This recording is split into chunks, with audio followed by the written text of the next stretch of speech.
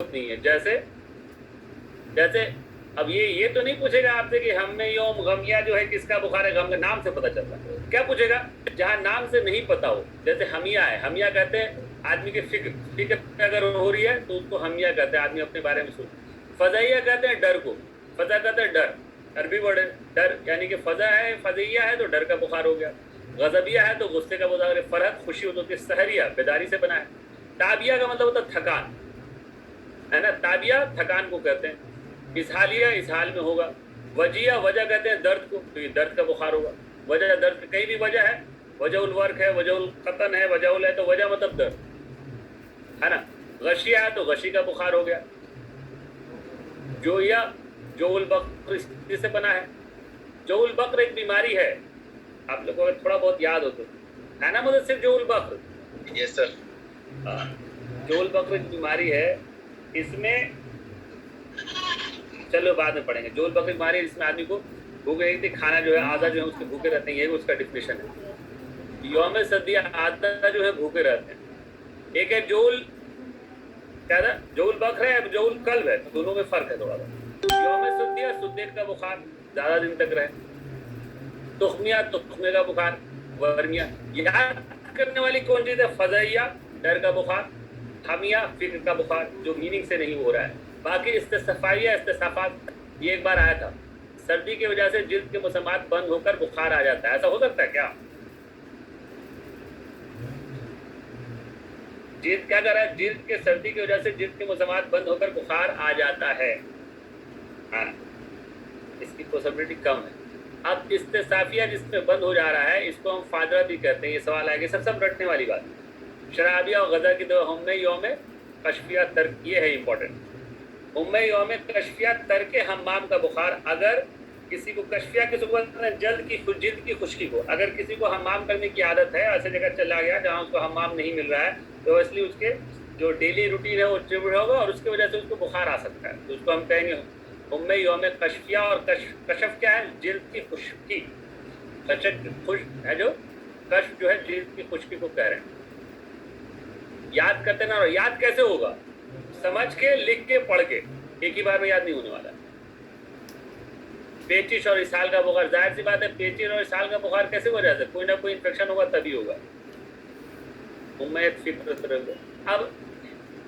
अब है इसके जुक्र, ये किसका डिवीजन चल रहा है? ये डिवीजन चल रहा है समरकंदी का, जिसने बुखारों को 3 में डिवाइड किया। हुम्मे यौम, हुम्मे दिक, है ना, हुम्मे यफूनी। हुम्मे यौम, हुम्मे दिक, हुम्मे यफूनी, 3 को। तो हुम्मे यौम का जिक्र हो गया भाई, इसकी 22 किस्म है, ये इस वजह से बुखार आ सकता है। अब जब हम पढ़ेंगे हुम्मे दिक का, यहाँ पे डिटेल है। हुम्मे दिक सबको मालूम है, ट्यूबरकुलोसिस को कहते हैं। माइकोबैक्टीरियम ट्यूबरकुलोसिस की वजह से हो सकता है। इसके टीके को क्या कहते हैं? बीसीजी कहलाता है, पैदा होने लगता है। ये सब हमको मॉडर्न इसमें मालूम है।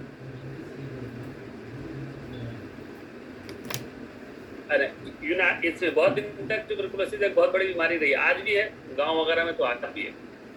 अब हमको मेन क्या याद करना? दिक के माने हैं बारीक के, यानी बुखार या आदमी का वेट गिरने लगता है, इसलिए सवाल आएगा कि दिक के माने हैं, है ना, इसके किसके बारीक के माने हैं? आधा का बारीक होना। ये सब यूनानी की चीजें याद कर लिए। तदरुन या दाना बनना, हमें मालूम है कि ट्यूबरकुल बनता है। कहाँ बनता है? जहाँ होता है वहाँ पे ट्यूबरकुल बनते हैं, लंग्स में जनरली ट्यूबरकुल बन जाते हैं, जिसके बाद फिर वो ठीक नहीं होते और उसी में रहता है। इसमें देखिए एक चीज जो अलग अलग लोगों ने अलग अलग तरह से दिक को डिफाइन किया है, और वो बेसिकली किससे डिफाइन किया? हरारत से। तो एक बात इंपॉर्टेंट है ट्यूबरकुलोसिस में किस तरह का टेम्परेचर मिलता है? क्या कहते हैं उसको? उसका मेन सिम्टम है ट्यूबरकुलोसिस का मेन सिम्टम है इवनिंग राइज टेम्परेचर। शाम में टेम्परेचर बढ़ा हुआ मिलेगा। क्या होता है? उसके बैक्टीरिया इतने नहीं होते, जो हम लोग कल बात कर रहे थे, उस लेवल पर साइटोकाइंस इंटरल्यूकिन बना सके जिससे ज्यादा फीवर क्रिएट कर सके। तो क्या करता है? शाम में टेम्परेचर जो है बढ़ा हुआ मिलता है, क्योंकि शाम में नॉर्मल टेम्परेचर ज्यादा होता है। तो अगर फीवर है तो उसको और ज्यादा बढ़ा देगा। सुबह का नॉर्मल टेम्परेचर कम होता है, तो उस पर बहुत ज्यादा फर्क नहीं आता। इसीलिए कोई भी डॉक्टर कहता है कि 3 टाइप का टेम्परेचर आप लोग चेक करके बताइए 3 दिन, उससे डायग्नोसिस बन जाती है कि ट्यूबरकुलोसिस है कि नहीं। सम टाइम दवा खिला के भी देख सकते हैं। खैर यूनानी के हिसाब से पहला दर्जे का मतलब हुआ कि जब बीमारी स्टार्ट हुई, है ना। बीमारी की जब शुरुआत हुई तो पहला दर्जा कहलाया गरीबा। पहले बता चुके, गरीबा हाई टेम्परेचर है या low temperature? High temperature. High temperature क्या करता है, ये उन रतूबतों को फना करने लगता है जो छोटी छोटी रगों के सिरों के अंदर होती हैं, जो आधा के जख्मों और उनके खिलाफ होती है। ठीक है भाई, इंटरस्टिशियल फ्लूइड के बारे में बात कर रहा है।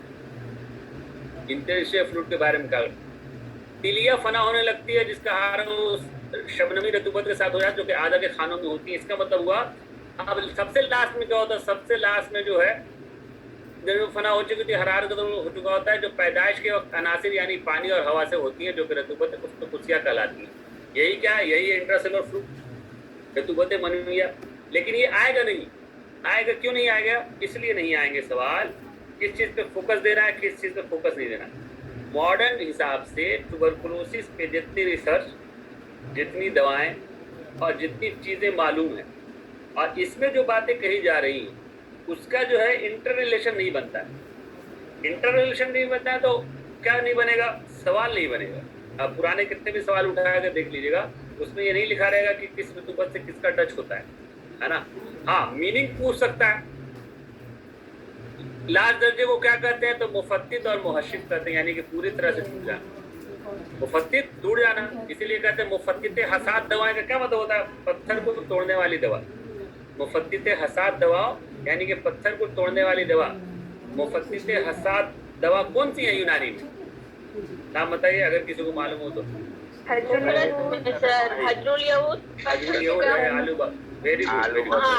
आलू। हाँ, तो ये सब है, इसीलिए कहते हैं मुफत्तित हसाद, पत्थर को तोड़ने वाली दवाएं। इसी को जब बिल्कुल मामला खत्म हो गया तो इस दर्जे को मुफत्तित और मुहश्शिफ कहेंगे। करने वाली, गोसीदा करने वाली, खत्म हुई कहानी। तीसरे दर्जे में इलाज मुश्किल और नामुमकिन है। ये कब की बात है, जब एंटीबायोटिक नहीं थी, है ना। जब एंटीबायोटिक नहीं था, जिस किताब को हम पढ़ रहे हैं, जब एंटीबायोटिक नहीं इजाद हुई थी, जब जो एंटीबायोटिक पूरे वर्ल्ड में चलती हैं, कुछ बैक्टीरियोस्टैटिक होती हैं, कुछ बैक्टीरियोसाइडल होती हैं। 4 दवाएं का नाम क्या है, रिफेम्पसिन है, इथम्ब्यूटोल है, पाराजिनामाइड है, स्ट्रेप्टोमाइसिन का इंजेक्शन है ना। ये सब दवाएं चलती हैं, रिफेम्पसिन, इथम्ब्यूटोल, पैराजिनामाइड और स्ट्रेप्टोमाइसिन। एक और कौन सी दवा है, आइसोनियाजिड, है ना। ये क्लियर दवाएं हैं, ट्यूबरकुलोसिस पूरे वर्ल्ड में ही चल रहा है, इसी से बीमारी ठीक होनी। तीसरे दर्जे में इलाज बहुत मुश्किल और नामुमकिन है। कब बात है, जब एंटीबायोटिक नहीं बनी थी, तब की बात है। अब चाहे तो ठीक हो जाता है मरीज। हाँ, नब्ज की जहाँ पे बात आएगी तो ये कहाँ फोकस करना है हम लोगों को, ये जरूरी है। नब्ज क्या है, मुतवातिर और ज़ईफ होती है, एकदम रट जाना है। दिक में नब्ज मुतवातिर और ज़ईफ होती है ना। ट्यूबरकुलोसिस से पूरा ज़ईफ का मामला चल ही रहा है, खत्म होता जाता है। अब एक सवाल और है, उस बीमारी में ट्यूबरकुलोसिस से मरने वाले की तादाद सबसे ज्यादा है। आपको पता है टीबी जो है मेन कॉज बनता है किस बीमारी से डेथ होने का, tuberculosis is the most common disease, death of AIDS. AIDS की बीमारी में, एड्स के बाद क्या होता है, जब इम्यून सिस्टम कमजोर हो जाता है, पता होना चाहिए कि लंग्स में ट्यूबरकुलोसिस के रहते हैं। ट्यूबरकुलोसिस के बैक्टीरिया लंग्स में मौजूद होते हैं, लेकिन वो नहीं एक्सप्रेस हो पाते जब तक इम्यून सिस्टम बहुत अच्छा काम कर रहा है, थोड़े बहुत। लेकिन एड्स में क्या होता है, एक्वायर्ड इम्यून डेफिशिएंसी सिंड्रोम। पहला मरीज कहाँ मिला था, एड्स का पहला मरीज कहाँ मिला था, हर बात याद होनी चाहिए। अफ्रीका में नहीं मिला था, अमेरिका में मिला था। No no no no no no no no no, ये मिसकंसेप्शन नहीं रहना चाहिए किसी को भी, ये मिसकंसेप्शन नहीं रहना चाहिए किसी को भी कि एड्स का पहला मरीज अफ्रीका में मिला था।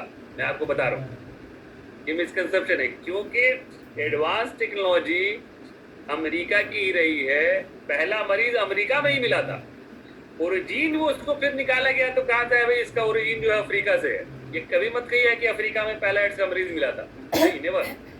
पहला मरीज अमेरिका में ही मिला था एड्स का 1981 में। 98 पहला मरीज जब उसमें देखा गया कि नई तरह की बीमारी हो रही है, फिर उसके रिसर्च चले। अफ्रीका में कहा है इतना कि नई बीमारी को पता लगा सके, नहीं पॉसिबल वहाँ पे मरीज रहा हो, लेकिन या मर भी गया हो। मैं भी मरीज की कुछ 5-6 मरीज मर भी गए हूँ एड्स से, लेकिन उसकी शनाख्त नहीं हो पाई थी, है ना। शनाख्त ये कोई नई बीमारी है, इम्यून सिस्टम को क्रश करता है, एक्वायर्ड इम्यून डिफिशिएंसी सिंड्रोम। इसका पहला मरीज अमेरिका में मिला है ना। और इंडिया में कब मिला है? अब इंडिया का सवाल है कि इंडिया में कब मिला है? 1986 में मिला। 1986 में पहला मरीज मिला है। अफ्रीका की तो कहानी है ना, तो कभी मत अफ्रीका का ऑप्शन में रहेगा। चलिए एक्वायर्ड इम्यूनो डिफिशिएंसी सिंड्रोम के बारे में बात होगी। इस बीमारी में ट्यूबरकुलोसिस से सबसे ज्यादा डेथ होती है। इम्यून सिस्टम कमजोर होता है, फट से चुकी होती है, आदमी दुबला पतला हो जाता है, मर जाता है। मोस्ट कॉमन कॉज है। और इसी एड्स में एक ऐसा कैंसर है जो बहुत तेजी से फैलता है। उस कैंसर का नाम बताइए। अगर किसी को कापोसी sarcoma, कापोसी sarcoma is the most common cancer in the ads patient. बहुत तेजी से फैलता है क्योंकि बॉडी में क्या है, कैंसर सेल को मारने वाला इम्यून सिस्टम डैमेज हो जाता है। हमें पता होना चाहिए कि हमारे बॉडी में कैंसर सेल बनते रहते हैं और उनको इम्यून सिस्टम खत्म करता रहता है। वीडियो नहीं आ रहा है शायद, आ रहा है? आ रहा है। बस ठीक है। हाँ ठीक। अब वो तब अब अबू सलेम मसीह ने क्या किया, असुल ने क्या बताया कि जब रतूबत गर्म हो जाए, ये दिक की पहली किस्म है, इसको सिर्फ दिक्कत है। इन्होंने अपना डिफिनेशन चालू किया। जब रतूबत फना होने लगे तो ये दिक की दूसरी किस्म है। जब रतूबत पूरी तरह फना हो जाए तो ये दिक की तीसरी किस्म है, इसको मत। ये इनका अपना है। रतूबत गर्म हो जाए, वहां क्या था, ताल्लुक हो जाए, यहाँ का हो जाए गर्म हो जाए। सवाल कैसा आ सकता? सवाल हालांकि है कि नहीं, सवाल ऐसा आएगा अबू सलेम मसीह के नजरिए के मुताबिक दिक में रतूबत गर्म हो जाती है, ठंडी हो जाती है, दोनों हो जाती है। तो हमको क्या याद करना है कि जब वो बात कर रहे हैं पहले हिस्से में, खास करके उसको रतूबत, पहले हिस्से में क्या होता है, रतूबत गर्म हो जाती है। दूसरे में क्या होता है, रतूबत फना होने लगती है। तीसरे में रतूबत पूरी तरह हो। सवाल है किस दर्जे में अबू सलेम मसीह के मुताबिक रतूबत गर्म हो जाती है? तो पहला दिवस किसके नजरिए के मुताबिक पहले दर्जे में रतूबत गर्म होती है? तो मसीह के मुताबिक। फना कब होने लगती है, किसमें फना होने लगती है? तो सेकंड वाले, अबू सलेम मसीह के मुताबिक। पूरी तरह किसमें फना हो जाती है? तो तीसरी वाले। यही सब बात याद रखना बस। अब दूसरे जो बड़े बड़े स्कॉलर थे, उन्होंने कहा नहीं, ये सब नहीं, कुछ और तरह से हम दिक को डिफाइन करेंगे। जब कल्ब का मिजाज बदल जाता है ना, और कल्ब की रतूबतें तहलील नहीं होती, ये सब क्या है, ये सब जो है मॉडर्न रिसर्च से कंट्राडिक्टरी बातें हैं, ये आने वाला नहीं है। जब कल्ब की रतूबतें फना हो जाती हैं, कल्ब की रतूबतें कब फना होंगी? हाँ, जब गर्मी और खुश्की का ताल्लुक वरीदी, शरियानी, झल्ली, दूसरे वादम मुफरदा। तो इस पर स्ट्रेस नहीं करना है कि हमको इसको याद करना है। याद किसको करना है? लाजमा को याद करना है, दायरा को याद करना है, फितरा को याद करना है। इन सब चीज़ों को याद करना अच्छे से। ये नहीं याद हो रहा है, नहीं समझ में, कोई बात नहीं, क्योंकि हमें उस चीज़ पे नहीं ज़्यादा फोकस करना है जो इसकी इंपॉर्टेंस नहीं है। ऊपर पढ़ना है भाई। पहला दर्जा ये आने वाला नहीं है। कल्ब के बाद, कल्ब से रिलेटेड ट्यूबरकुलोसिस का कोई सवाल नहीं आएगा, इम्पॉसिबल है। नब्ज वही, नब्ज हमेशा मुतवातिर और ज़रूरी गई। हाँ, ये जरूर इंपॉर्टेंट है। हुमरत दकिया क्या है? हुमरत दकिया किस बीमारी में मिलता है? सवाल ये आएगा, हुमरत दकिया किस बीमारी में मिलता है? टीबी में, उम्मे मुतबका में, उम्मे मुदरानिया में, उम्मे मेविया में। तो ये खास दिक का हुमरत दकिया किसको कहते हैं? रुखसारी के सुर्खी को, रुखसारों की सिर की जो दिक में पाई जाती है। मॉडर्न में ऐसा सिम्टम नहीं लिखा हुआ है, लेकिन हो सकता है मिलती हो, है ना। रुखसारों के सिर खाने के बाद क्या है, पाई जाती है, और खाने के बाद बढ़ जाती है। इलाज तो वही है जो है, क्या इलाज? एंटीबायोटिक्स, है ना। तो इलाज के बारे में भी ट्यूबरकुलोसिस से स्ट्रेसफुल इलाज कभी नहीं पूछा जाएगा। जो पिकुलियर चीजें बस वही पूछे जाएंगी, तो हमको उसी को याद रखना है ना। उसी से पूछा जाएगा, उसके अलावा कुछ नहीं पूछा जाएगा। अब पुरसे तबाशी, पुरसे काफुर देंगे, फायदा करे ना करे। अब दूसरा है दिक्कत में भी। दिक्कत में भी क्या है? वो इंटेस्टाइनल फीवर है, टाइफाइड फीवर है। इसमें अब ट्यूबरकुलोसिस के बारे में एक चीज और जान लीजिए। ट्यूबरकुलोसिस का जो साइन सिम्टम है, नाइट शूटिंग एक साइन सिम्टम है, और एनोरेक्सिया भी साइन सिम्टम है, वेट लॉस भी साइन सिम्टम है। टेस्ट कौन सा कराते हैं? स्किन पे जो टेस्ट होता है वो कौन सा? मॉन्टेक्स तो एक स्किन वाला हो गया। एलिजा भी कराते हैं, एलिजा भी कराते हैं। कुछ दिन के बाद क्या है, एंटीजन भी टेस्ट करा देते हैं। एंटीजन टेस्ट फेल हो गया, है ना। एंटीजन टेस्ट फेल हो गया, उसका कोई खास इंपॉर्टेंस रहा नहीं, ले दे के बचा। तो मॉन्टेक्स टेस्ट जो बहुत ही है। एक और इम्पॉर्टेंट चीज है ट्यूबरकुलोसिस को लेकर, हाँ, एफ भी कराते हैं, एसिड फास्ट बेसिलाई। लेकिन मरीज के क्लिनिकली में बता